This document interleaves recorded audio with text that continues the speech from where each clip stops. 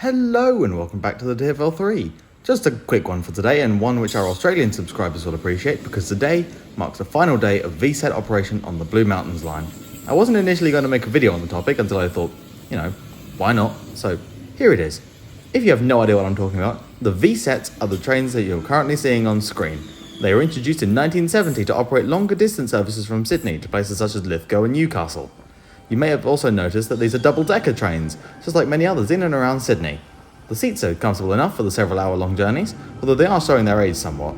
These trains also have toilets and a small amount of luggage space, which I don't recall being enough for the massive bags that I had coming from Britain.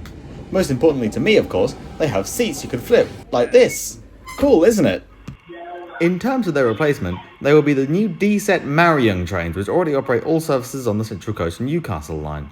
These trains are longer than the VSATs and provide massive upgrades for accessibility, including more space for wheelchairs and luggage, as well as accessible bathrooms. As is standard for modern intercity trains, there are also charging points and other customer amenities, including cup holders. However, their introduction has not come without controversy. For instance, there have been a number of strikes from driver and guard unions opposed to their planned introduction as driver-only operation, which was later reversed. In addition, the D-sets are physically larger than the V-sets, which meant that several tunnels, including the 10 tunnels diversion near the Zigzag Railway, which I've previously made a video about, had to be expanded. Now, this video will be going up after the final V-set has gone, because this video is fairly last minute, but the last train was the 5:47 AM service from Lithgow into Central. I think that it's also a very nice touch that the last train has been given a retro livery by Transport New South Wales, similar to many of the PEP-derived trains here in Britain for their farewells.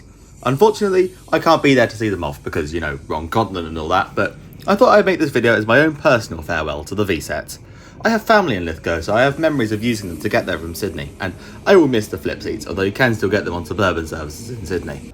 Also, while I haven't yet been on a D-set, I can still highly recommend taking a journey on the Blue Mountains line, even when the V-sets are gone.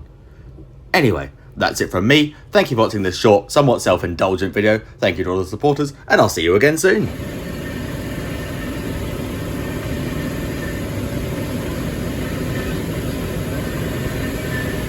Doors closing.